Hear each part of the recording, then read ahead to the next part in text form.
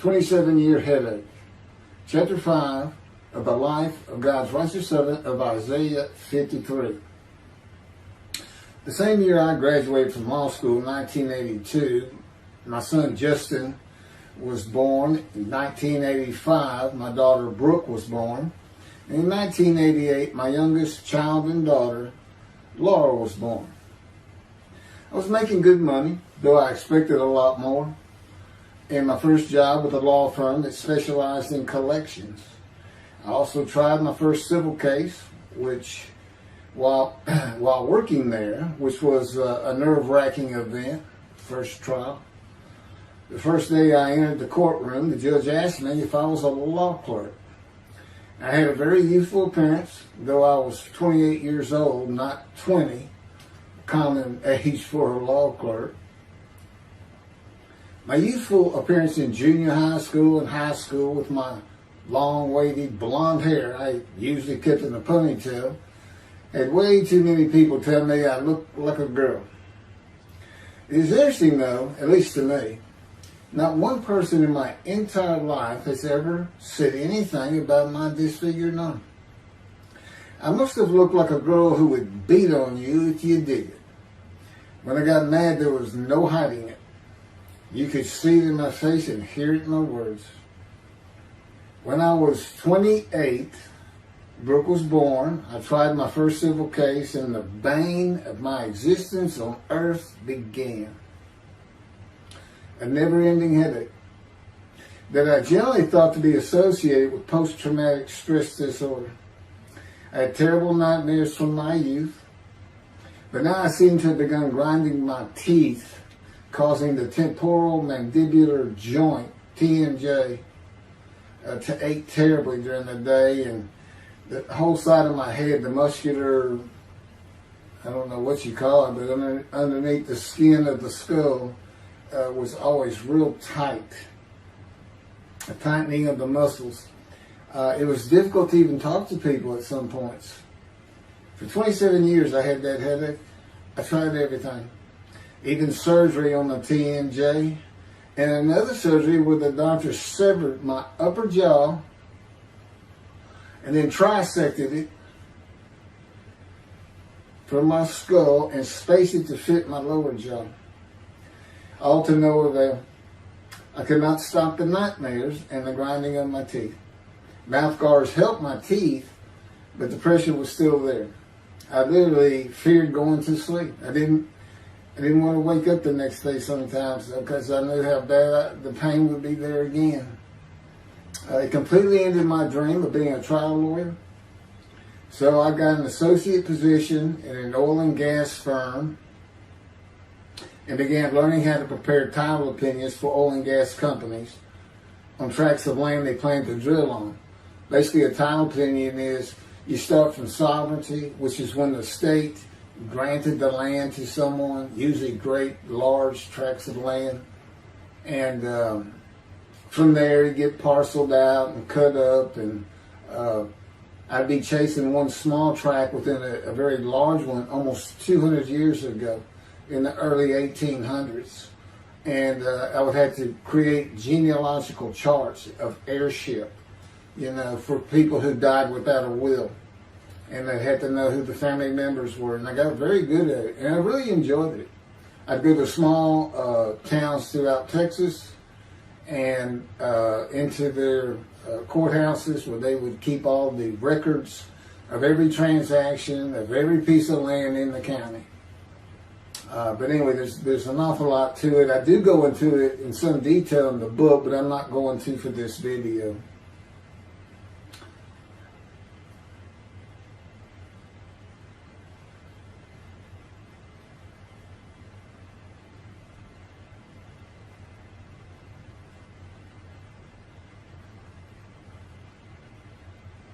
Eventually, I had my own firm. It's just me.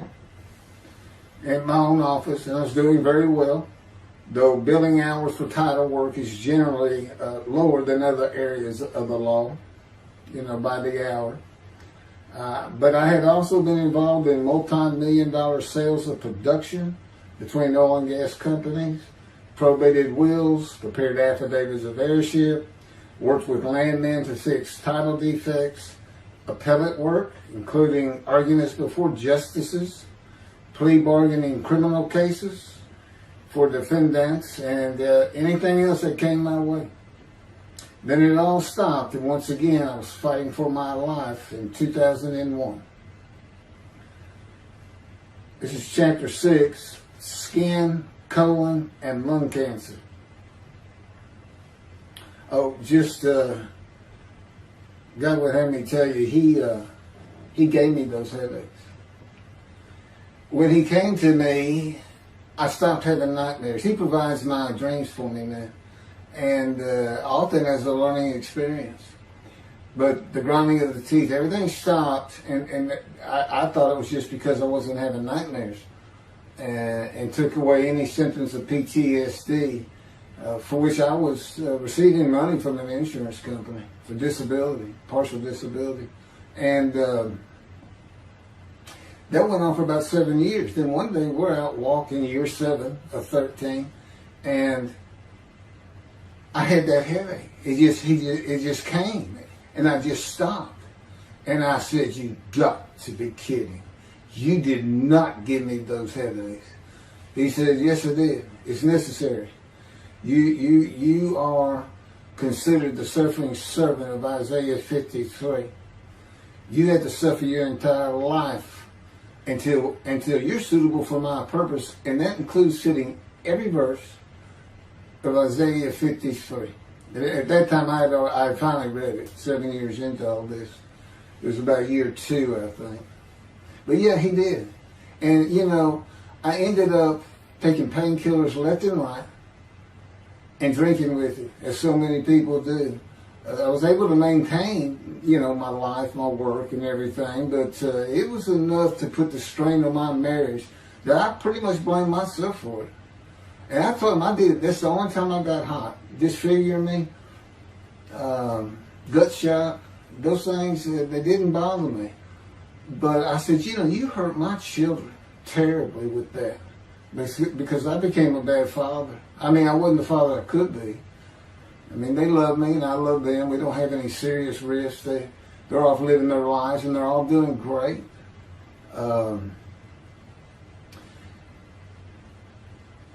But if they consider themselves anything, they're Christians. And although I don't think any of them are overtly religious, or that they're in church every Sunday or anything like that, but when I started going to the conservative synagogue here in town, and I told them I was converting to be Jewish, they're pretty much just saying I would be a Jew, I guess. I'm not sure, or that I didn't believe in Jesus. It was probably more of it, God says. But really haven't talked to them much at all in 7 or 8 years. But anyway, so God gave me the headache just to make sure.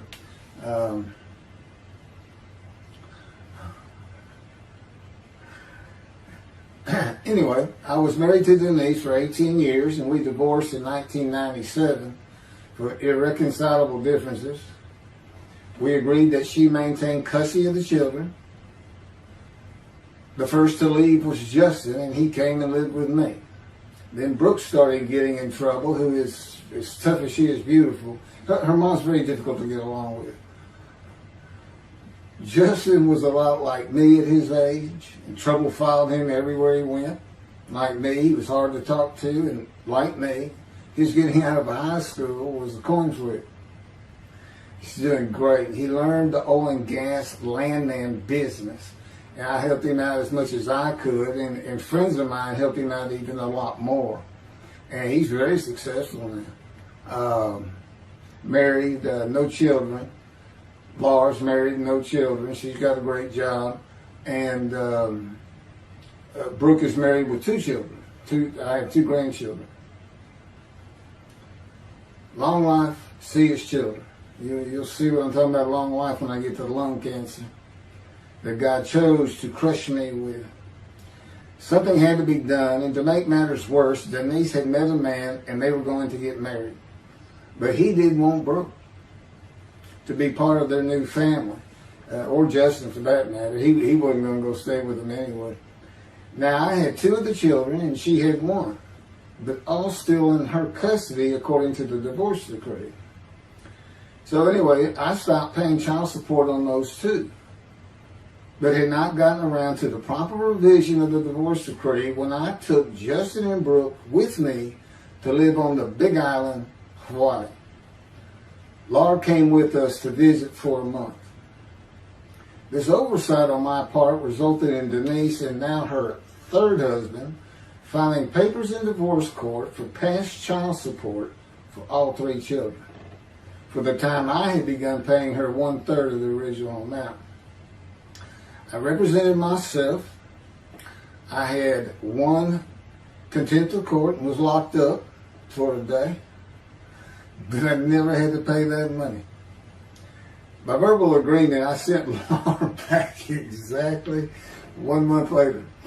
I could not leave her out, and I wanted her to see where her brother and sister would be living. They were all so close and protective of each other, and still are to this day. And she was so sad.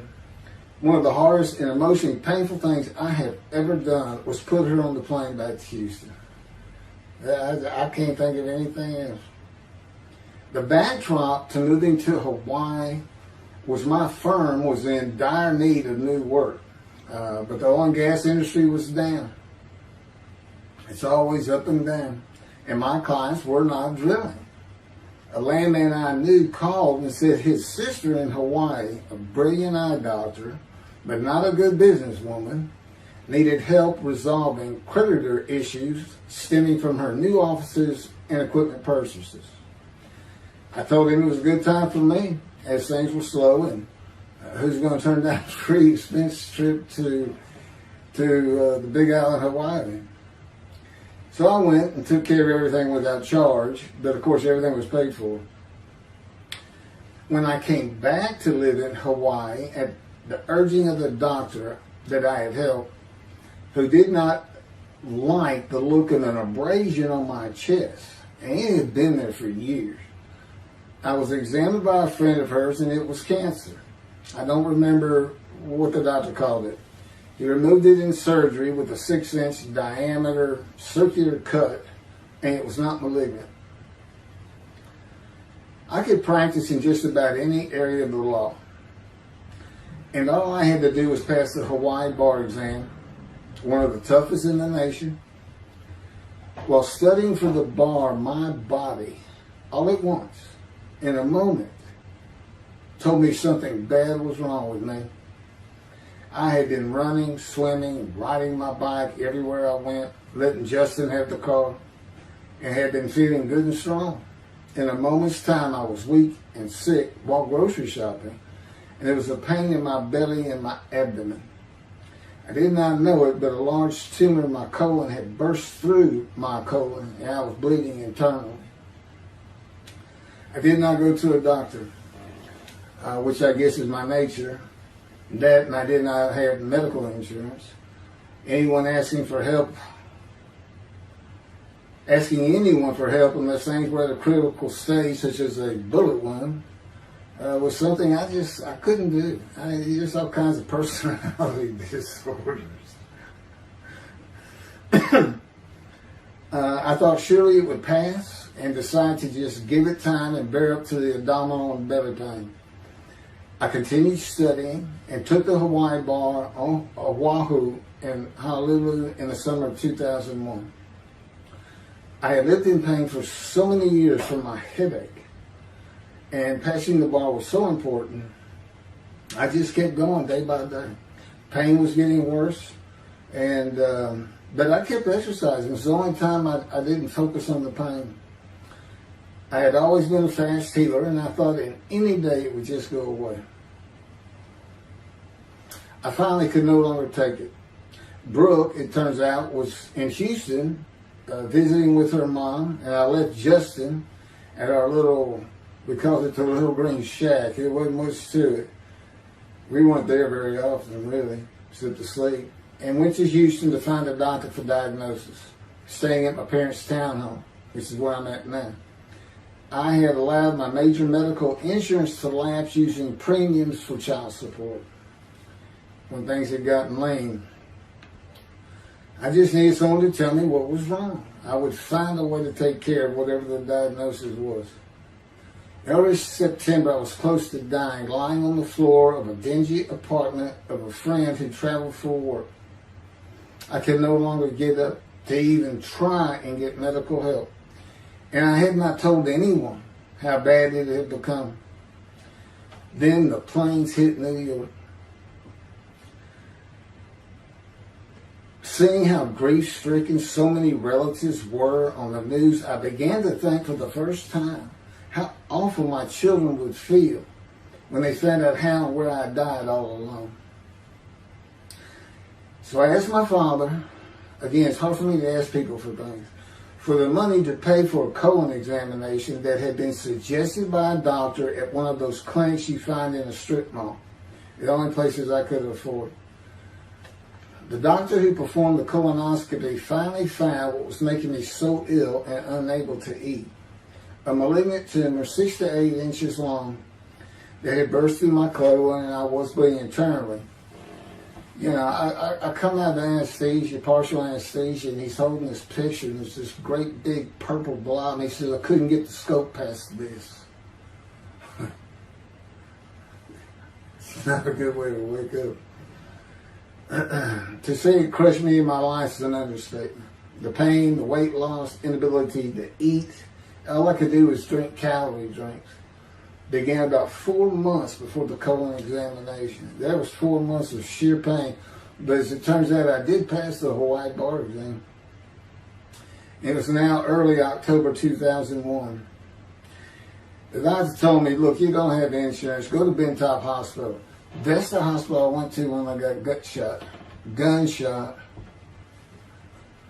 I prefer gut shot. Sounds better. Yeah, man. And he gave me the pictures from the procedure showing what he could not get the scope past. Just shaking his head and saying, you should have come in much earlier. So I went to Bentop thinking I was here in 75 on October 5, dying, but I did survive. And here I am again on the first week of October 2001. I showed the pictures to the admitting nurse. Instead of them sending me to the waiting room, she just looked at me and she said, this is a public hospital. I mean, you can wait all day long to have a cold check. She looked at me and said, why did you wait so long? And how are you still alive? And I told her, I have no idea. She did not send me to the waiting room. They had an orderly take me immediately to a room. There they hooked me up to a morphine machine where I could hit a button at a time interval I can no longer remember and receive a small dose.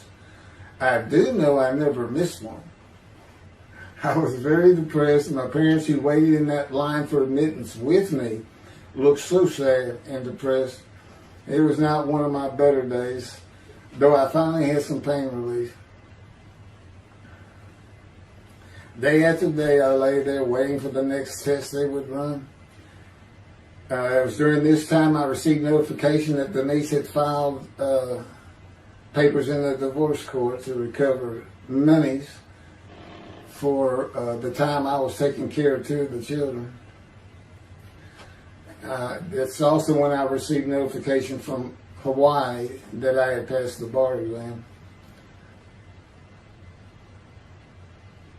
So, Bentop Hospital, what a lifesaver. I mean, young surgeons in like Baylor University, medical schools, it's a prime position to get your hands on if you're going to be a surgeon, because you're in surgery all day long and all night long. As long as you can stand up, they're bringing people in. It's just a real hot spot in Houston and a great hospital, but it's not a place you want to stay. You really don't. My doctor would come in and be out so fast, I never knew what was going on. He did tell you my previous surgery to my abdomen, where they opened me up from stem to stern, complicated removal of the tumor. On October 25, my son's birthday, who was now stuck in Hawaii, They cut me open again and removed the tumor. It was about a week or so later, I was released with a schedule for chemotherapy. I returned to the dingy apartment all alone, and I just stared at the television for weeks. I did, and chemo is so depressing for those who have to go into it. A small room with big chairs for about 20 people who all look like death, including me. Everyone with an assortment of bags of chemo dripping into our arms for hours. It took about 8 hours before I really got sick from it. And I had to park a long way to avoid paying for parking and drive a long way to the apartment. It was a very gloomy fall and winter. When I completed my chemo of once a week for 6 or 9 months, more tests were scheduled. I do not remember how many months the chemo lasted. I do remember I did not finish, missing the last 3 sessions. At the end, I could not get out of the door without bursting into tears and just not go. It just wore me down to nothing. On the bright side, it was my door. I had my own apartment called the Loft. That was brand new and very nice on a bayou close to downtown Houston with a running trail alongside it and lots of woods near Memorial Park where I had been running a 3-mile circuit since high school. I returned to being told for follow-up tests, including x-rays on my chest, and the colon cancer had not returned then and to this day. The chest x-rays were another matter entirely. The doctor told me he had bad news and showed me the x-rays telling me the white spots I was seeing was cancer. They were everywhere. Lungs full of cancer, he said, at a stage I could not be treated with any success. My dad was with me, and I asked the doctor, well, what does that mean? And when he said you need to prepare for death, the look on my father's face was so sad and hurt at the same time I'll never forget. And we've been through some tough things in this house. Every house we've been in. It didn't affect me one bit. I did not feel anything. I was too beat down from the chemotherapy to care, I guess. God tells me I had a lot to do with that. And in fact, I just, no matter what they said, I didn't think I was going to die. But I didn't know that. I just wasn't having that conscious thought. And God says he had a lot to do with that. Of course, he hadn't spoken to me yet. I had never seen a doctor for cancer or any other ailment since that day. I had to get Justin home was all I thought about. But I needed money. I found an old client that needed a title opinion for a drill site well. I struggled through that and got my boy back to Houston. And it was tough. I was so weak. And it had been so long since I really had done any title work. And just going to pick the work up and visiting with the client was a major to-do for me. But we got there and I got Justin home and he went to live with some childhood friends. This was now 2002 and going into 2003. I just walked all over the running trails in the 3-mile loop at Memorial Park and in the woods day after day. I didn't think about dying, but I did start. But I did not think about restarting my law practice either. I watched a lot of television and played video games. I watched the Tour de France for the first time and got inspiration from Lance Armstrong. I was still alive though, and the funny thing was my lungs never bothered me. I was never sick. It's because God had already removed it. After I got the news I was dying of lung cancer, he took them from me. That's what he tells me. And I don't have any symptoms. As you'll see right here, in 2005, I picked up some title work here and there and made an office out of my loft. I bought my first motorcycle, soft-tail lowrider Harley Davidson. First time in many years I was happy. I loved riding that bike. In 2006, I did some landman work for standard day wages and began dieting and running.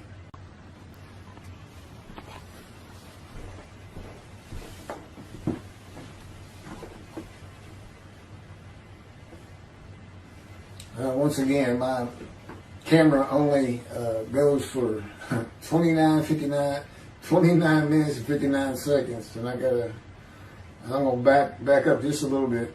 In 2006, I did some land work for standard day wages and began dieting and running. I had never been a swimmer in terms of training for it. I love the water and swimming, but I never trained with laps at different paces and various distances. Mostly because I was so slow, because of my right arm. I was reaching an age, though, where endurance in my running was more important than speed. And so endurance swimming was too. In Hawaii, I had seen the athletes come to Kailua Kona, where we lived and where the Ironman triathlon begins and ends. Matter of fact, my little green shack was just right on the route where they start. That was a fun week. It was amazing watching the athletes train and prepare for the race. I would think to myself, a human being, the human body cannot do what they are doing. Yet they were and they did. It's just amazing.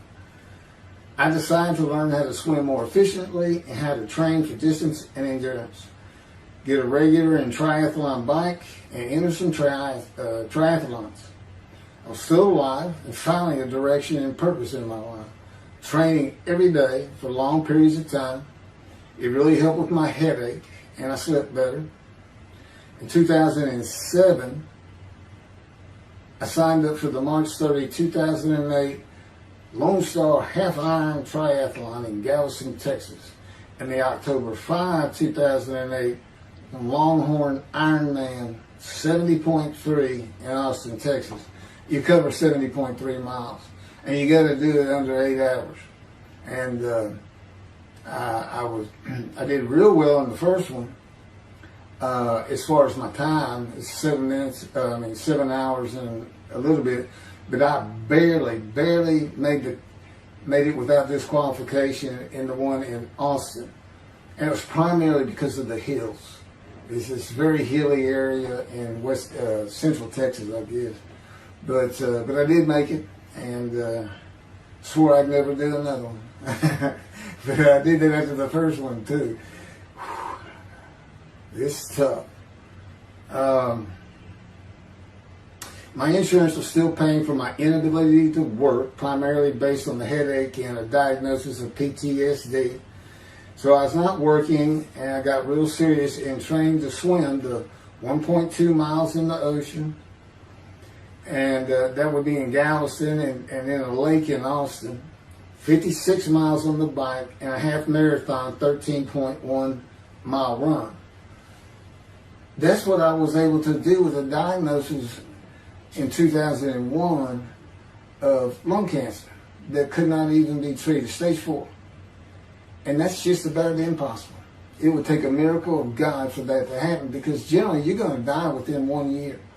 They say if you get lucky with good medical treatment, you might make 5 years. But 1 year is the standard, if you can make it that long. That's my proof that I offered myself to guilt for God. Because you can't, it's not something provable. All you can do is show the result of that offer. And again, guilt's an emotion. I got way too many videos and everything to get too detailed on it. But that is the proof. You know, I got the colon cancer 20 years ago when the planes hit New York. And it was 2000. Oh, that was 2009, right. Too many things go through my mind when I start thinking about those cancer years. But God, He removed it. He had something for me to do, but that's verse 10. God chose to crush him with disease. And as I've mentioned, the reason He chose that is to show that I was blemished, defective, could not possibly be an offer for sacrifice, because He knew what the Gentiles were going to do. They were going to put an unblemished lamb in there and call the Jewish people's Bible their own, and use the laws of Leviticus, not unlike Mr. Toby Singer and his 6 million blemished ram sacrifice by Hitler, the righteous servant of God. How that seems to read. He's welcome to respond any way he wants to that. But it's on the video, it's in the book, it's in quotes by him. It's from his midrash, from his site. And he said, share this with everybody. Everybody can take it and just share how great my knowledge is. Well, it's lacking in some areas. There's any question he's an intelligent man. But his reasoning capabilities, in my opinion, at least as to Isaiah 53, are severely wanting. I am that man. And God's going to give the Christians hell with it and with me. Just like I just heard this for the first time on the video. When all of a sudden he had me say that Jesus announced he wasn't the man of Isaiah 53 on the cross. When he said, Father, Father, Father, why are you forsaking me? Because he was about to die. In Isaiah 53, who he thought he was, and he's not, who he didn't fit the verses, but he thought he was supposed to be exposed to death, but given long life. So boldly he goes into the Roman Jerusalem and gets himself taken up. He's not worried. Delusional, yeah, maybe, but as far as I'm concerned, he's nothing but a story. He never existed. And the story starts with the Essenes of the Red Sea Scrolls and the teacher of righteousness. Real quick, I'll go over that. Here's the thing. Their founder is called the teacher of righteousness. Okay? They were great followers of Isaiah. They had the great scroll of Isaiah. They're prolific writers and copyists.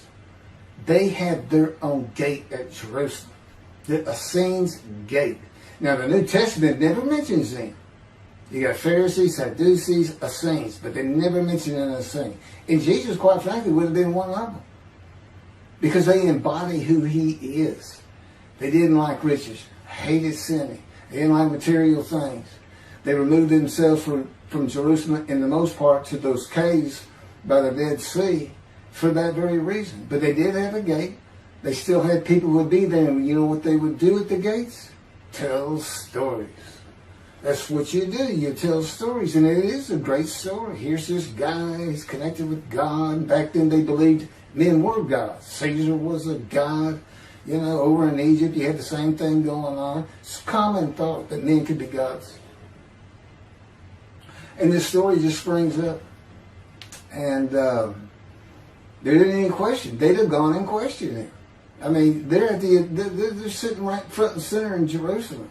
You think they didn't hear about this man walking on water, raising the dead, feeding 5,000 with 2 fish and 5 loaves,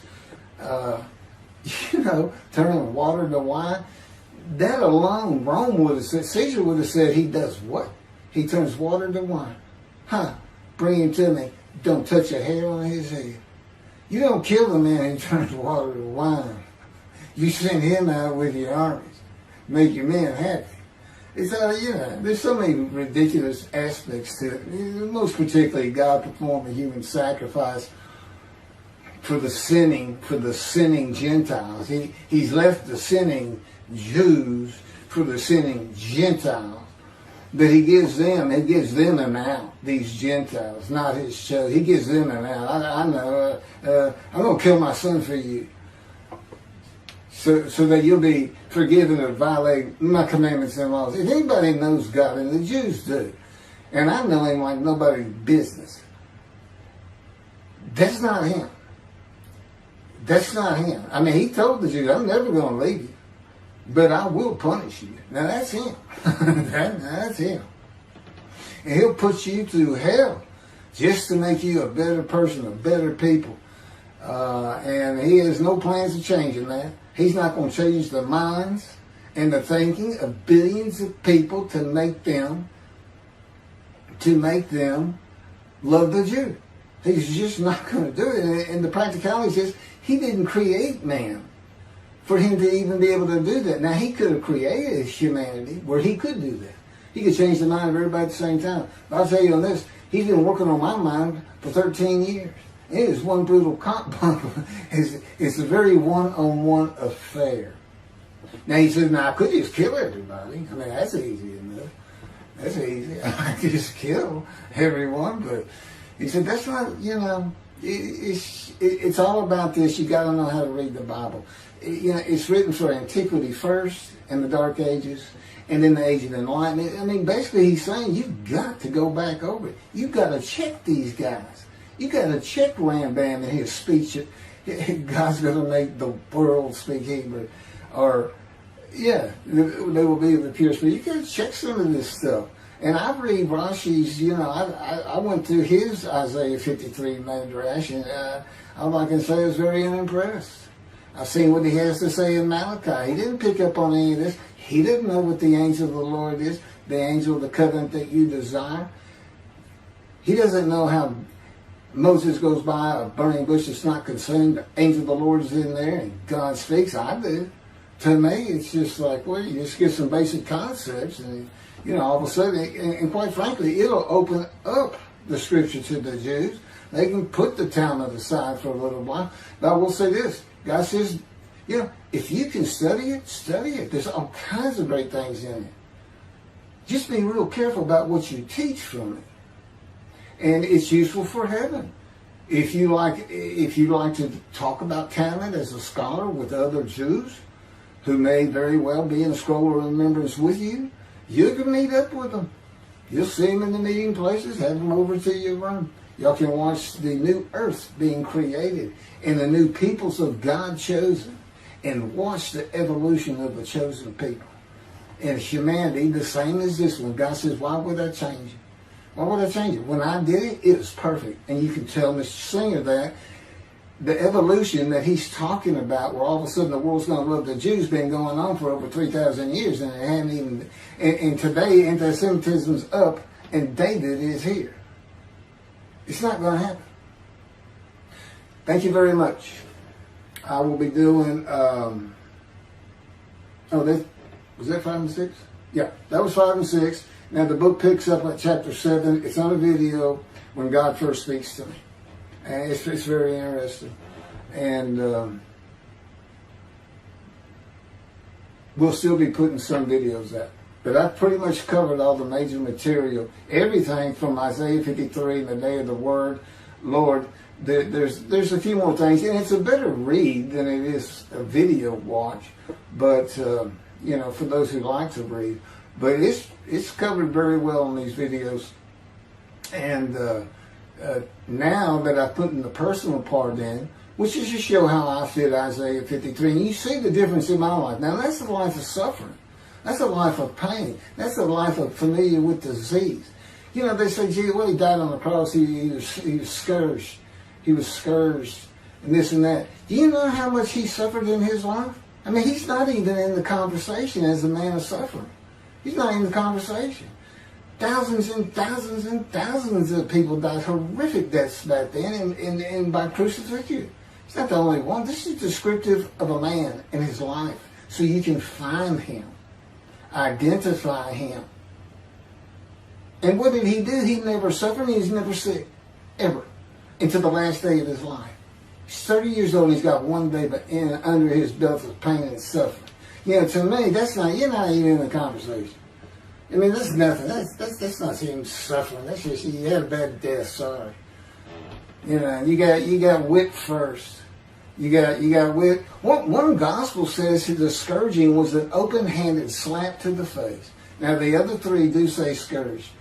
But then it says, and then every movie you see, he's carrying that cross. He's all whooped up and bleeding, this and that. He carries the cross in one gospel only. In the other three, it's carried for him. And then he's on the cross, and what does he do? Father, Father, why have you forsaken me? And then the gospel says, one of them, and then he gave up the ghost. He gave up and died. I laid in the back of an ambulance for 8 hours, doing everything I could in my power to stay alive. Just gave up the ghost. There's another video where we make that a little bit more humorous. Anyway, thank you for listening, and I guess that's it. Thank you.